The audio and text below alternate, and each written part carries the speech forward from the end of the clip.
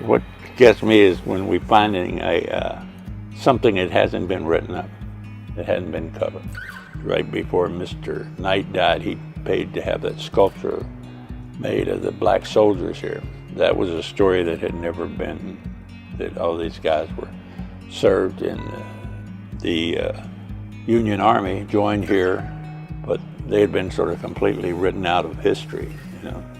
Particularly, you know, in the segregation days, nobody talked about any accomplishments of the African people. And so those kind of stories, which are usually in a lot of different places, you put them together.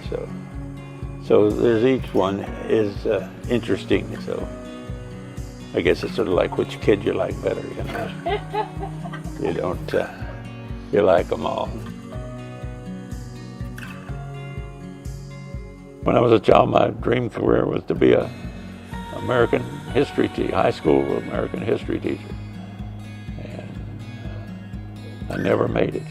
I credit my grandmother, who was a mountain person from North Carolina, part Native American. And the mountain people are big storytellers. And when I was a little kid, during World War II, we were living with my grandparents. And so at night, I used to bug my grandmother to tell me, I call them grandma stories. I came to Key West in 1968, courtesy of the U.S. Navy. I graduated in 1960, and everybody got drafted in those days.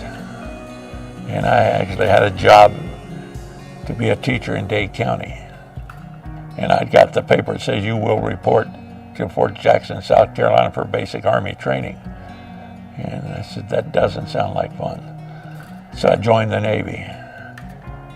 And then I spent the time in the Navy and had retired. And my last station was in Guantanamo Bay.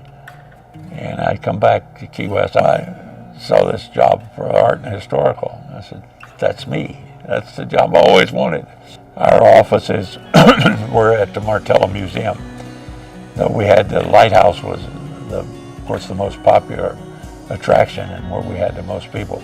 And I had met my predecessor, Miss Betty Bruce, here before, because history is my hobby. And so I'm working there, and I'm working with her, and she said she's retiring. And you want to write your own job qualifications? I couldn't have written a better job qualifications for me than what they advertised for. I said, oh. But I figured I wouldn't get it because of politics and not being a native conch and so forth. So I applied, and they hired me. And I said, oh, that's good. And so I've been here for now 32 years. Then I was later, after I was in this job, I was on the board of directors of the Art and Historical Society when we opened the Custom House. I used to go in there on business because it was the civilian personnel office. So all the civilian hires and so forth. And so when I was head of the Navy Security Police Force, I had DOD policemen working for me, civilian. And I had to go there to interview people. So that was my first exposure to the Custom House. So that was in the 60s, or no, probably in the 70s, right before we closed. I knew Scotti Merrill. If I remember right, she was on the board of directors at the same time I was. And of course, she was very dedicated to Key West history. Well, it's an honor to be given the award.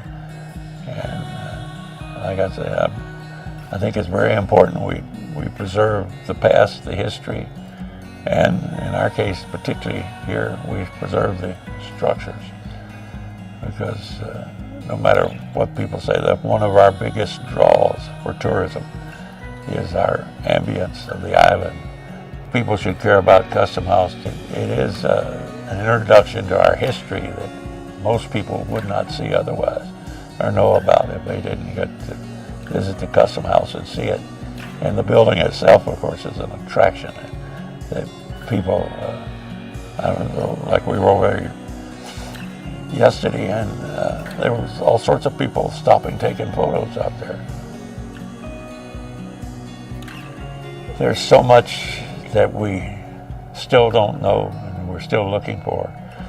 And the exciting thing about it today is there's so much more available that was not available 10 years ago, 20 years ago when I started. There's rabbit holes everywhere you go, and how many can you go down, but you'll see. But it's important to maintain history. You have to look at all of it and try to learn from what you did wrong and try to get it right the next time.